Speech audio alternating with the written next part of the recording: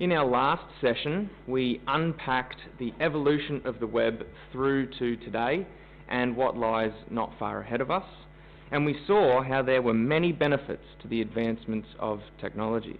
We also saw how when it comes to how we use our devices every day, this can come at some costs. We grasped a general understanding of what these devices, smartphones, have done to society, and maybe you've noticed a few worrying signs in your own personal life. We also went through this list of questions that we've probably all asked ourselves at some point, and we answered a few of those. And now, you might be thinking so far that we've been focusing mainly on the negatives about technology and smart devices. But as said in the previous talk, I fully acknowledge the amazing benefits that they bring to us. But these questions behind me are to answer the overarching question, and that is, at what cost? I'd like to clarify that we are looking for facts, realities, and evidence to answer these questions. If that happens to have negative connotations, then that is what it is. That's the reality. Of course, I would love to talk to anyone afterwards about any of these talks or the things that we've spoken about so far. But tonight, we're going to continue answering these questions centered around one of the most precious things to us, and that being our children. Now, specifically, we're going to be looking at the age, well, below the age of 18. We're going to consider how smart devices are linked to a range of physiological and mental behavioural problems as well, and we're going to go through quite a few of those. Now, another reason why we're going to focus on children is because God also thinks that this young, influential group is very important. God has this to say about children. Children are a heritage from the Lord, and offspring are a reward from Him. So God has given us our children. They are a blessing from Him. And what does He want us to do with them? He wants us to show the ways of God through our example as parents. He goes on in Ephesians, "Fathers or parents, do not exacerbate your children. Instead, bring them up in the training and instruction of the Lord." Now, parents have the responsibility to reflect God's example in their family environment and to do the best they can to set a godly example and raise their children to know and love God and Jesus. Parenting is not easy. I know that, and I only have one child. But amongst all of the great things it can bring, it can be stressful, and it can be exhausting, and it can be frustrating, and it can bring out the best and the worst in any parent. But hopefully tonight we can explore a few opportunities where we can positively influence our kids in everyday life. And the first thing we're going to focus on is sleep. Now, can overusing smart devices disrupt our children's sleep patterns, or even ours? A lot of these things that we're going to focus on are studies in relation to children, but really the same can be applied to adults as well. So can overusing smart devices disrupt sleep patterns? Well, a study conducted in 2017 in the USA titled "Decreases in Self-Reported Sleep Duration Among US Adolescents and Links to New Media Screen Time," they used a random nationally representative sample of nearly 70,000 children with the aim of assessing whether sleep duration is linked to new media screen time. And what they found was this. They found compared to 2009, adolescents in 2015 were 16 to 17% more likely to report sleeping less than 7 hours a night on most nights, with an increase around the 2012 mark. Now, note that it says between 2011 and 2013, so 2012. Now, that's a date that we're going to see constantly throughout our study tonight. Now, why is 2012 so relevant? Because that was the year where the iPhone achieved market saturation.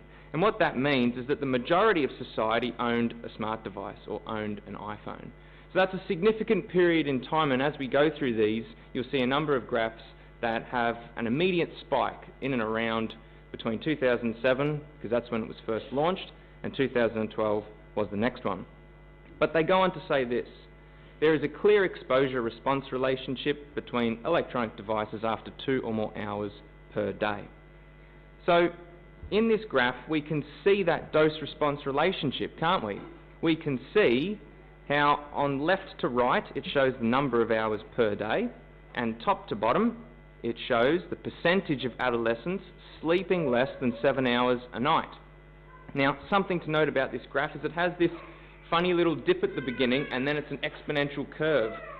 And as we go through a few of these other graphs later on in the study, it's really near the end of the talk, we're going to see how so many other studies have exactly the same trajectory and trend line. And what that gives us is a lot of confidence that cross-examining this same data with different studies is producing the same results. But what is the main driver for this increase? What is the main driver for this increase? And that is smart device usage. As you can see, another extract from this study, it clearly shows the rise in electronic device usage alongside the rise in short sleep duration, but, interestingly, the fall of TV in our lives. Now, this graph breaks it down, smart device usage, into a few extra areas, but we'll read this quote first. Other activities associated with short sleep duration, such as homework time, working for pay, and TV were relatively stable or reduced over this time period, making it unlikely that these activities caused the sudden increase in short sleep duration. Now, as said before, this graph here breaks down smart device usage into the main things that we do on those devices. And as we can see, that is social media, which is leading the trend and going gangbusters up to 2015, very closely followed by internet and news. Now, we know from the previous study that we saw last session from Deloitte is that these are the two main activities of choice when people go onto their smartphones. So it's no surprise then that it's directly correlated to the rise in short sleep duration. But on the decrease are paid jobs. Now remember, this is 18 and below, so that's not surprising. And of course, watching TV. But why is this significant? Why are we going through all of this? The study goes on to say, mounting evidence suggests that sufficient sleep duration is crucial for healthy mental and physical functioning. Short sleep duration has been linked to obesity, diabetes, cardiovascular disease, metabolic dysregulation, and a variety of psychological and behavioural problems such as depression and substance abuse, and even all-cause mortality. So, they conclude the study by saying this: in the last decade we have witnessed unprecedented shifts in the adoption and use of electronic media devices, especially among children and adolescents. Scientific evidence on the impact of this technology is now accumulating, and the findings presented here implicate the use of electronic devices and new media in abrupt and significant decreases in sleep time. And they go on to say that we should all be careful with this. Now you might be thinking, well, that sounds a bit doom and gloom, and it sounds like a little bit of a stretch. How can sitting in front of a screen possibly cause all of those problems? Well, a study conducted in 2016 entitled TV Exposure associated with sleep disturbances monitored 5 to 6-year-old children to see if there was a correlation between TV viewing and sleep duration. And this is what they found. Oh, actually, that's this one. This is what they found. TV viewing, and particularly passive TV exposure, so that's TV in the background, not necessarily watching it,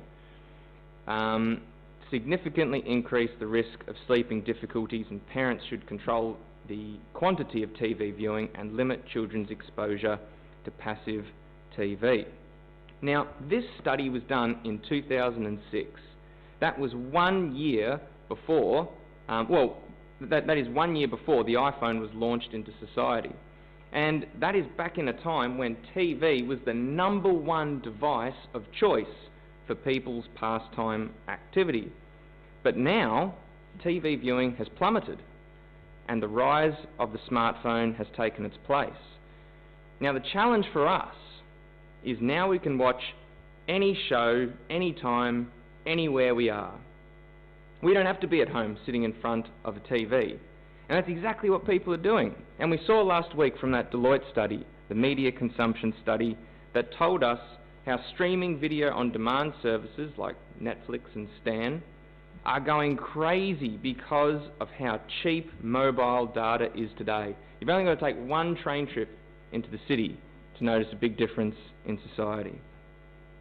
So, oops, I've gone back. So, can it disrupt our sleep patterns? Well, we've seen quite clearly that it can. We've seen how social media and browsing news are the main contributing factors.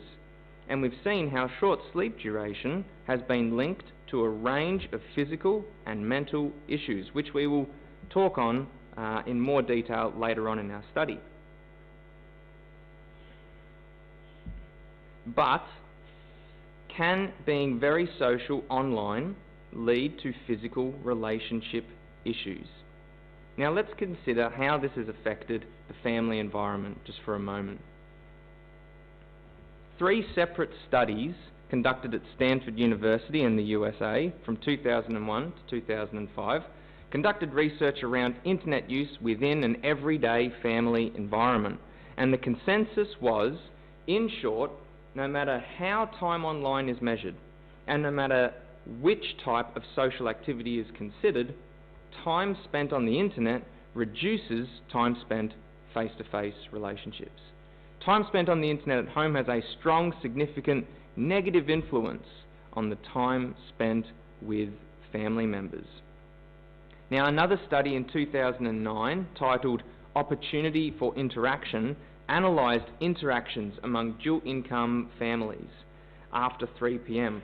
when the parents came home from work, and whether technology influenced these initial reactions with their kids. And amongst many things, they found a high level of distraction encountered specifically towards fathers when they reunited with their children. And this is what they had to say. Distraction was displayed by at least one child in the family in over 2/3 of the 29 father-child reunions. Fathers were more likely to be the recipients of distraction from at least one child in the family than were mothers. I think this is particularly alarming, especially when it comes to another core commandment that God has given us. Children, obey your parents in the Lord, for this is right. Honour your father and mother. This is the first commandment with a promise, that it may go well with you and that you might live long in the land. Now, how can we gain the respect of our kids? How can we expect them to get off devices or to stop watching TV if we are not setting that example first as parents and enforcing our right as a parent to say no to certain things for our kids? What these studies implicate is that smart device usage embedded within the family environment reduced the amount of time that parents could positively lead, teach, and influence their children. And how much harder is that going to become as technology and our day-to-day life become seamlessly integrated, as we saw last week?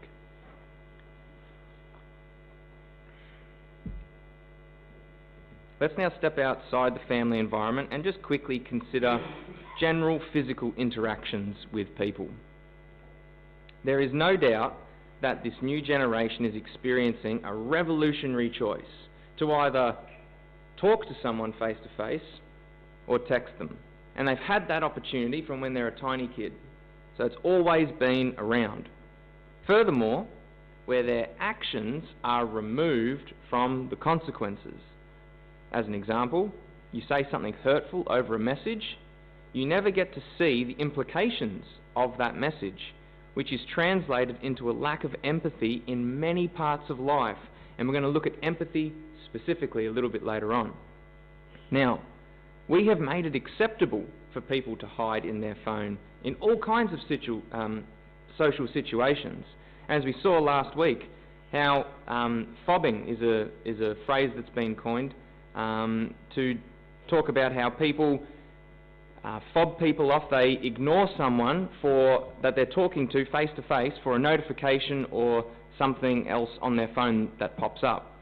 And we saw also last week how 90% of cell phone owners reported using their phones during their most recent social activity. So that's 90% of all of us, and I think that's probably right. I know I certainly have. But I'm sure you've noticed this even amongst children, but also even your own peers. Now, this study, conducted in 2009, titled Well Connected, The Biological Implications of Social Networking, analysed over a 20-year period the social implications of technology. And really, are you surprised with those results? It seems dead obvious, doesn't it, that the rise in electronic media usage should be coupled with then the decline in physical social interaction. Now, this graph only goes to 2007. And what happened in 2007?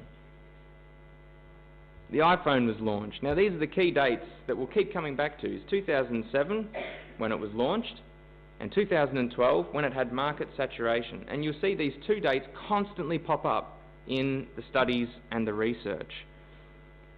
So if this graph continued on to the present day, we should expect it to have a sharp increase in terms of electronic media usage and a sharp decrease in social interaction. But the study obviously wasn't in that period of time. Now, another study conducted in Turkey, entitled Facebook Addiction Among University Students in Turkey, interviewed almost 1,000 students with the aim of understanding their addiction levels with Facebook. Now, they grouped them into either addicts, a risky category, and non-addicts. So there was 3 distinct categories. And to effectively group them, researchers examined the psychological and other activities alongside the amount of time they spent on those platforms. Now, they didn't define a specific number of hours per day that grouped people into either risky, non-addicts or addicts. It was a combination of time and how the social platform made them feel. Now, this table here shows us that when people first join Facebook, 79.7% are non-addicts. So, you don't really know what to do on there. You sort of throw a few sheep at people, poke a few people back in the day, and you don't really do much else. And 80% of people didn't really use it that often. But if we keep looking down, we can see that by the time someone has had it for 5 years, there is an 11.8% decrease in the non-addict category, and an increase is taken up in the risky and in the problematic Facebook use in the addict category. So what this tells us quite clearly is that the longer we have these platforms for, the more likely we are to use them, and the more likely we are to develop problematic social media use. Now, I'm not saying we should all get off Facebook. I know it has its place. I'm simply showing you evidence of what happens over a longer period of time. That's just what it is. Now, to bring our thoughts on social networking to a close, the Bible has this to say: "Finally, brethren, whatever things are true, whatever things are honest, whatever things are just, whatever things are pure, whatever things are lovely, and whatever things are of good report, if there be any virtue, if there be any praise, think on these things." And in Psalm 101, "I will not set before my eyes anything that is worthless." Now, there is no doubt that the far majority of our time spent on these platforms is time better spent elsewhere. But it's hard to limit our usage, isn't it? It's hard to do that because we've already seen from last week that they're designed to be addictive. So if we want to make a change, we must make a conscious effort or it won't work. It's not just going to happen that we won't use these devices. They're designed to hook you. So we have to make, if we want to change, we have to make a conscious decision to change.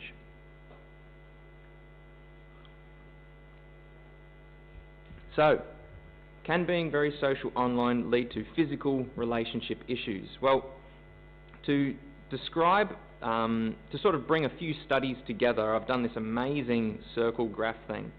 And this is extracts from a number of studies that we've looked at this evening and last week. And we'll start at the top. The more time we spend on devices, the less time we spend with real people. We just saw that, didn't we? It's pretty obvious. Now, the less time we spend with real people, the more isolated we feel. And the more isolated we feel, the more friends we gather on Facebook. We saw that last week. And the more friends we gather on Facebook, the more likely we are to be addicted because we're using it more, right? And the more addicted we are, the more we feel lonely because we realise that the friends that we have online are not as meaningful as the friends that we have face to face. We saw that last week. And therefore, we spend more time on our devices, and so on and so on. And it sort of is a spiral that goes down and down and down and becomes quite a depressive thing to some people. Not everyone. We're not all like that. But to some people, that's just what happens. But I think it's worth pointing this out. So it's a dangerous cycle that children under the age of 18 are particularly influenced by. But that's not to say that adults are exempt from it either. We are all subject to the addiction of these platforms, and as we'll find out later when talking about gaming in particular, the impacts of these activities actually have no age boundaries. But does it affect neurological development or structure of the brain? Now, in this next section on brain development, we're going to consider 4 things: brain structure, language acquisition, empathy, and attentional damage. Now, as parents, we all want to maximise the future potential of our kids. I would struggle to find a parent that would not want that. However, that is exactly what we might be doing without realising it by exposing our kids too early to digital devices. Now, last week we heard from a few people, Simon Sinek, Tristan Harris, and Dr. Mark Griffiths, who spoke about how social platforms have been designed to exploit our brain's vulnerabilities by getting our brain to release dopamine, which is probably a word that you've heard quite often lately. Dopamine, which is a highly addictive feel-good chemical released by our brain when we do activities like drinking, gambling, and smoking.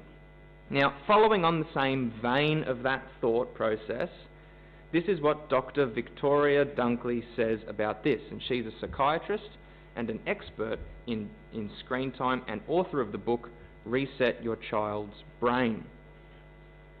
Screen time, particularly the interactive kind, acts like a stimulant not unlike caffeine, amphetamines, or cocaine. Now, just remember that she said that, caffeine, amphetamines, or cocaine, because later on we're going to see from other studies the brain structure of substance abuse people is almost identical with those that have internet addiction problems. Now, while playing computer games is thought to be more stimulating than passively just watching TV or a cartoon, evidence indicates that this interactive media is associated with limited neurological activity. So, for example, a study conducted in 2011 looking at the differences in cerebral blood flow between children playing computer games and children doing very simple arithmetic, adding up single-digit numbers, they found that the computer games only stimulated activity in those parts of the brain associated with vision and movement, as compared with arithmetic-stimulated activity, which activated areas throughout the front, right and left frontal lobes. playing computer games did not do that. The findings were described by the World Federation of Neurology as computer games are halting the process of frontal lobe development and affecting children's ability to control antisocial elements of their behaviour. Alarmingly, computer games stunted the developing mind. So what functions does the frontal lobe manage? Interestingly, another study in the medical journal Pediatrics in 2011, entitled The Immediate Impacts of Different Types of Television on Young Children's Executive Function, examined only a small number of minutes of TV viewing on the brain's frontal lobes in 4-year-old children. Now, these prefrontal skills are described as their executive function, which is what we have here. And the executive function, which is in the frontal lobes, is what guides and directs goal-directed behaviour, attention, working memory, inhibitory control, problem-solving, self-regulation, and delay of gratification. Now, it doesn't take us long to realise that they are core, fundamental skills to have in life. But we can see from these studies that both computer games and watching TV have the same impact on the brain, and that is the suppression of these core life skills. Now, this is particularly alarming because in the USA, a number of southern states have now classified computer games as a sport in the school curriculum as an alternative to PE. Imagine how that's going to go down. But based on, we're not going to go through the article, but you're more than welcome to read it yourself. But based on the research that we've just considered, this is going to have dramatic negative effects on the social and academic ability of these kids.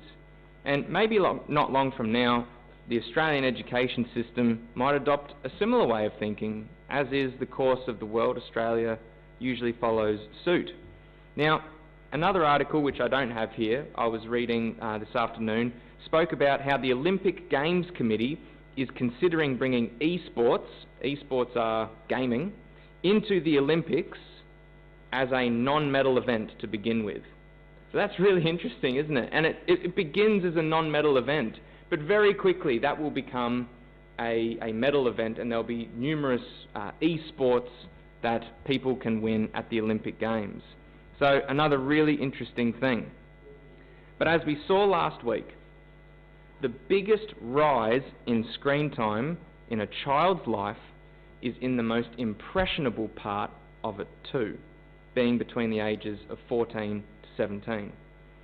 Now, the Bible asks this question in the book of Psalms: how can a young person keep their way pure? How can they do that? When you think about all the things that are going to be pressed upon our kids, especially this new generation coming up, how are they going to be able to keep their way pure? It goes on to say, by guarding it according to your word. Now, our role as parents is to provide our children with everything they need to make the right decisions, as much as we can, starting with our example. The more we guide them from the beginning, it will help them when they have to make choices. Proverbs has this to say: train up a child in the way they should go, and when they are old, they will not depart from it. I think that is just, again, reiterating the influence the parents can play in the outcome of their child. But as we know, children obviously end up making their own choices, so it's not a recipe for success all the time. But it does give us a great chance. But what about educational content on screens? What about that? Now, despite claims that educational DVDs or TV shows are beneficial to young children, a study in 2007 on children under 2 years of age showed that there were no positive effects and that there were no benefits whether children watched educational or Oprah, as it mentioned in the study. educational or Oprah. So in particular, the researchers found that for every hour per day spent watching specially designed baby DVDs and videos such as Brainy Einstein and Brainy Baby, developed by Disney, children under 16 months actually understood an average of 6 to 8 words fewer compared to those that didn't watch them. And the research concluded by saying this: the evidence is mounting that they are of no value and may in fact be harmful. Given what we know now, I believe the onus is on the manufacturers to prove their claims that watching these programs can positively impact children's cognitive development. The bottom line is the more a child watches baby DVDs and videos, the bigger the effect. The amount of viewing does matter. Now, another paper published in a European medical journal, Acta Pediatrica, in 2009, also concluded this: no studies to date have demonstrated benefits associated with early infant TV viewing under 2 years of age. The preponderance of existing evidence suggests the potential for harm. Now, according to an article in Time magazine in 2009, numerous studies concluding the same thing, Disney actually offered refunds to parents who bought the Baby Einstein DVDs, as Disney couldn't actually support their claims that it increased childhood cognitive function. But does this even really matter? Does it even have a long-term effect? We know children's brains grow and change, so is it something that they will just grow out of? A study in 2009 titled Your Brain on Google analysed brain function in young adults and found that when using the internet, the areas of the brain involving empathy showed virtually no increase in stimulation. And they said this: young people are growing up immersed in this technology, and their brains are more malleable, more plastic, and changing than with other brains.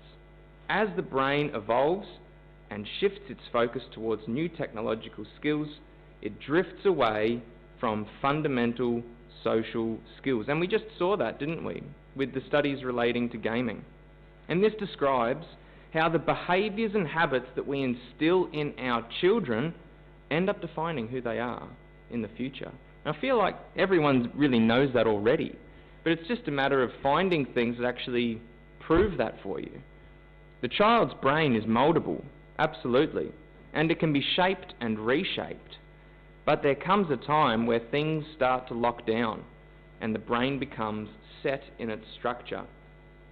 Now, the University of Michigan and University of Rochester Department of Psychiatry undertook a meta-analysis combining the results of 72 different studies between 1979 and 2009 on empathy. Among almost 14,000 students were surveyed. The aim was to see if technology had an impact on the levels of empathy in the students during this period of time. And the investigators had little flattery for this new generation. We found the biggest drop in empathy after the year 2000. College kids today are about 40% lower in empathy than their counterparts of 20 or 30 years ago. Many people see this current generation of university students, as Generation Me, as one of the most self-centered, narcissistic, competitive, confident and individualistic in recent history. And I just love this part. It's not surprising that the growing emphasis on self is accompanied by a corresponding devaluation of others. And it's just a product of what society has really given them, isn't it? It's not really their fault. It's just what they've been born into. But like we keep coming back to, our role as parents is to try and guide and shape them through this journey. And that's why it is so important for us to consider. Now, one of the other reasons it's so important for us to consider is because God describes love and empathy and compassion as a foundation stone of faith. In Corinthians, so now faith, hope, and love abide. These three. But the greatest of these is love. Now, in this particular section of Scripture, it talks about the amazing things that people could do with the Holy Spirit gifts in that day. How they could heal the sick, they could prophesy, they could raise the dead. But Paul says here, if they didn't have love, if the motivation behind what they did wasn't because they loved God, then it was nothing. Now, to love someone or something takes time. Many of us would understand that. And when we consider all the challenges our children have to live through, and let's not forget the whole peer pressure aspect to all of this, we should ask ourselves the question, are we giving them the best chance of loving God and loving Jesus?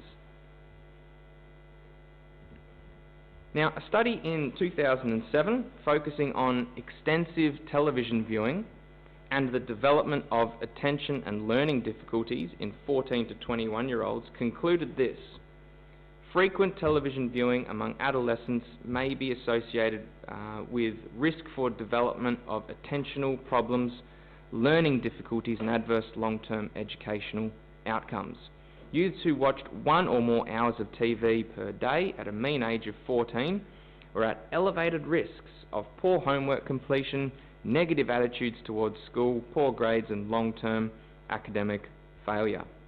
Now, going on, a recent longitudinal study in the medical journal Pediatrics in 2010 included computer game exposure in this, which is particularly interesting, in its assessment of attentional issues. And it widened its age range to include people between 8 and 24. And yet the effects seemed ageless. Television viewing and playing video games each are associated with increased subsequent attentional problems in childhood, late adolescence, and early adulthood.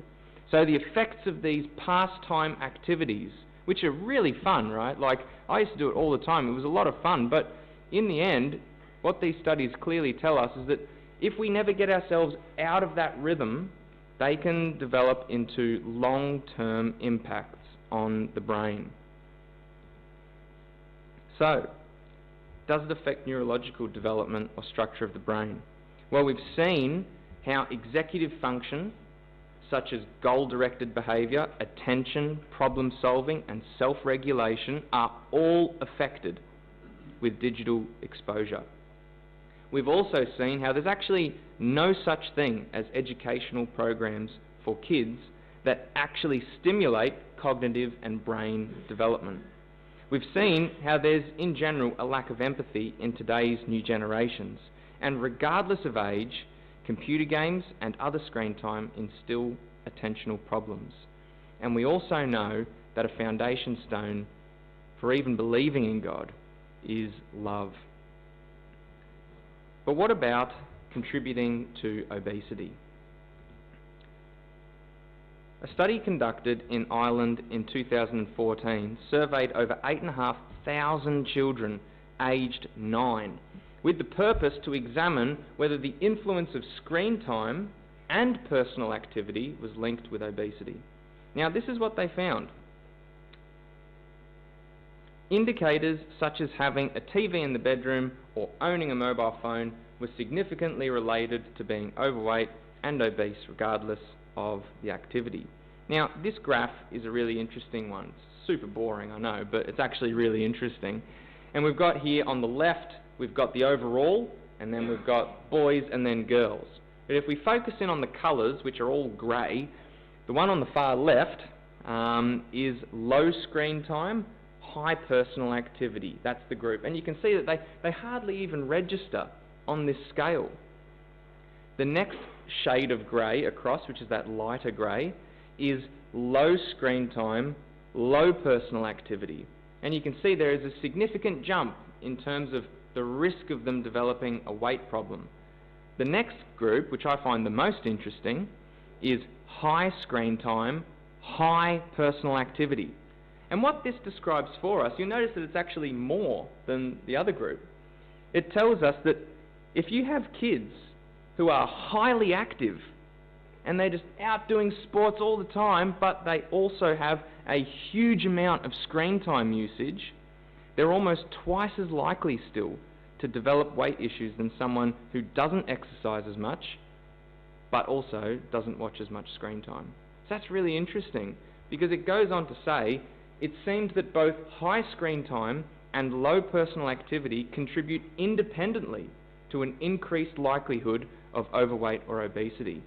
Data from this analysis also suggests that during childhood, screen time may have more of an influence on weight than personal activity. Isn't that really interesting? Of course, the darkest line is high screen time, low personal activity, and they're obviously the highest. Now, a lot of people think, and we've all sort of thought this for a long time, that personal activity is the main thing that we need to encourage with children. But what this study clearly shows us is that if we encourage kids to run around outside, but then we let them spend hours a day with a smart device, it's actually worse than letting them do no personal activity, but take that device away from them. It must be a combination of personal activity and low screen time if we are to reduce the likelihood of our children developing weight problems. And of course, another factor in all of this is the importance of a good diet. Now, in Australia, this is a very relevant topic for us to consider when we think of the following studies. So, 3 different studies in 2017 and 2018 conducted in Australia, the USA, and worldwide all concluded the same thing, that obesity took a sharp incline around 2012 after a number of years of being steady or slightly declining. Now, why 2012? Well, as we have already said, it's a key date we keep coming back to, and that's when almost everyone had an iPhone. That's when it achieved market saturation. But how could smart devices actually increase body fat? It seems a bit ridiculous, doesn't it?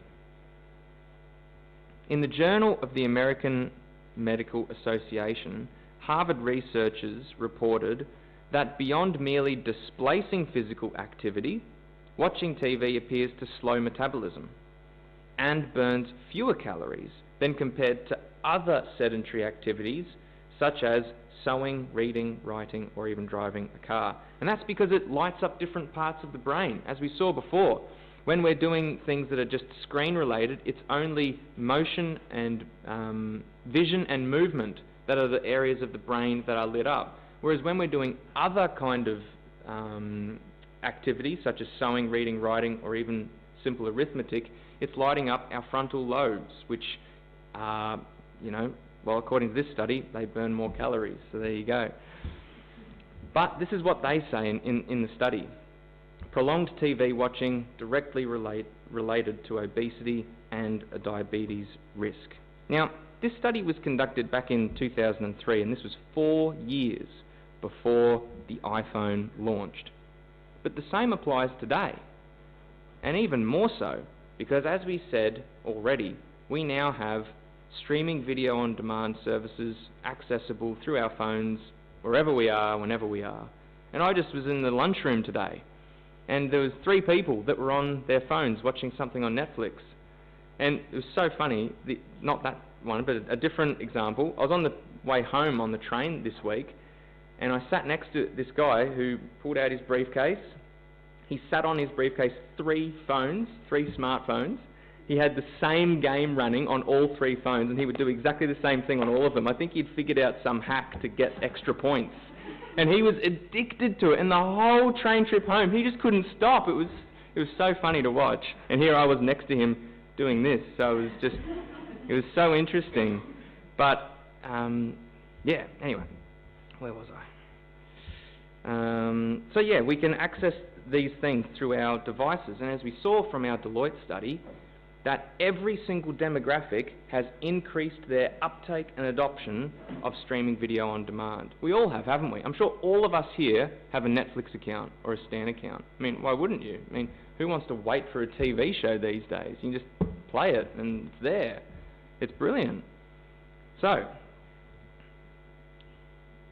does it contribute to obesity? Well, irrespective of personal activity screen time has a significant impact on children's health.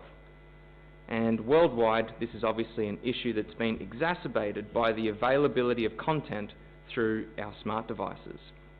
But are computers and smart devices helping or hurting academic performance or educational achievement? So, technology in the classroom has been a growing epidemic since the launch of the Discman. And I remember this at school, where you'd always have a few people in the class that would try to listen to music in one ear and everyone else in the other. It just seemed, I tried to do it once and it was just impossible.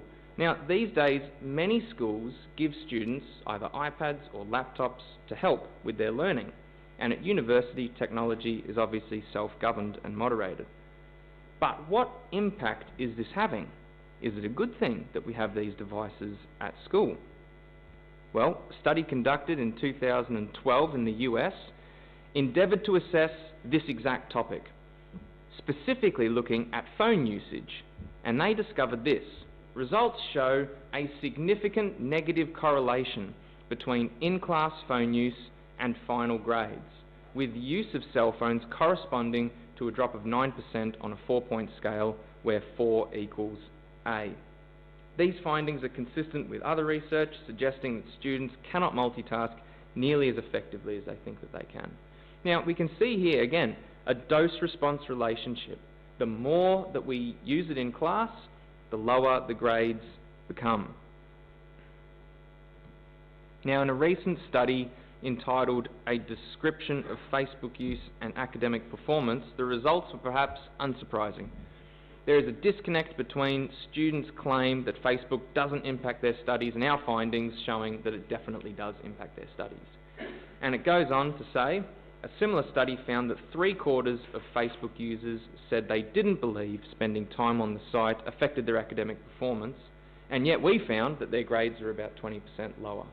So, you know, we can sort of tell ourselves these things, and it's sort of put a cloud over the reality of what it's doing to us, but in the end, when we step outside of that and we look at statistically, well, what happens to people, these are the results. So politicians, parents and schools are under increasing pressure to incorporate more screen technology into education. Yet few people are aware of large, well-controlled studies that fail to support a presumption of this benefit. For example, a European-based study of 15-year-old students in 31 countries concluded that those using computers at school several times a week performed sizably and statistically significantly worse in both maths and reading than those who used them less often. Now, adults too have been encouraged to believe that computerised mental workouts and brain training devices are the bee's knees. But in another study, it says this: computerised mental workouts don't boost mental skills. There are absolutely no transfer effects from the training tasks, that the claims are completely unsupported. So that's when you can download apps on your phone which basically say that it's going to help with your cognitive development. These studies say, well, actually, like the brainy baby example, it's unsubstantiated claims. Now, the Bible, as parents, we have to provide guidance on these things, don't we? And as teenagers and as young adults, you need to start putting your own rules in place to help manage your device usage. It's all about thinking beyond the present and understanding where these habits can statistically lead to. Now, the Bible has some great advice about thinking ahead. It says this: when you besiege a city for a long time, making war against it, in order to take it, you shall not destroy its fruit trees by wielding an axe against them. You may eat from them, but you shall not cut them down. Are the trees in the field human? Are they human, that they should be besieged by you? Only the trees that you know are not fruit trees, or trees for food, you might destroy and cut down, that you might build your siege equipment. Now, when you first read that, and when Yana and I first read that, we were like, well, this totally doesn't relate to this topic. But It absolutely does. It's a fantastic passage, an obscure passage that you sort of come across and you could skip over very quickly, where it's talking about thinking beyond the now and making decisions that will affect the future for better. Now, the main message here that they're talking about is that when you're going to attack a city, which we're all preparing to do at some point, when you're preparing to attack a city, don't cut down the fruit trees and make your siege equipment from fruiting trees. Why?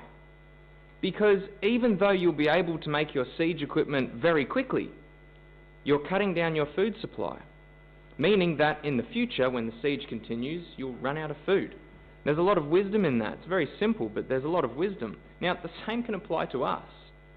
What present-day things are we doing that are starving us spiritually in the long run? What are we letting our kids do that is an advantage just for the day, but in the long run, hindering their development? So are they good or bad ideas to have computers at school? Well, we've seen how there's actually no evidence to support a personal computer at school. In fact, the evidence indicates it hurts learning performance. We've seen how increased phone use, especially social media in the classroom, yields lower results. We've seen how educational apps and games have no cognitive influence on our brain. And God wants us to think about how our actions today mean for the future. What our actions today mean for the future. But what about behaviour? And what about psychological well-being? The awareness of mental health has increased greatly over the last 2 decades. Interestingly, it correlates perfectly with the rise of smart devices and social platforms. Now, together, these two create environments where mental health issues, such as anxiety and depression, can be fostered. A study in the USA in 2016 assessed over 40,000 children to see ages 2 to 17 to assess if a correlation of screen time during leisure time was linked to anxiety or depression. And this is what they found. After 1 hour a day of use, more hours of screen time were associated with lower physiological well-being, less curiosity, lower self-control, more distractibility, more difficulty making friends, less emotional stability, and more difficult to care for, and had an inability to finish tasks. Now, we're going to zoom through a bunch of graphs. I'm not going to spend much time on any of them. But what I want you to notice from them is the same trend line appearing that we saw right at the beginning. Now, firstly, I'll just remind you of something we saw last week, and that was this: the average number of hours kids are spending on screens in their leisure time a day. 4.6 hours. And as we see there, the dose-response relationship between time or hours spent, the age of the child down the bottom versus the amount of time they're spending on those devices. And it's, of course, as the older they get, the more they consume. But let's now go through these slides very quickly. In terms of percentage of kids who argue too much with their caregivers, look at that trend line. It's exactly the same as the other one. After an hour a day, things get much harder. Interestingly, what these implicate is that if you give them a device up to an hour, it's kind of okay, depending on the age bracket. But we'll talk about that right at the end. But again, percentage who argue too much with their caregivers, not curious or learning new things. Every single one of them. The youngest one, 2 to 5, is less so. But look at the exponential curve of 14 to 17 and all of the others. It's harder to, their percentage are not as curious or learning new things. Unable to remain calm when challenged. Again, the curve goes up. Percentage who don't finish tasks. Again, the curve goes up. Percentage ever diagnosed with anxiety or depression. Again, it goes up in every single age bracket. Percentage receiving medical treatment and percentage of medication for psychological issues during the last 12 months. And I'll just read to you this little section.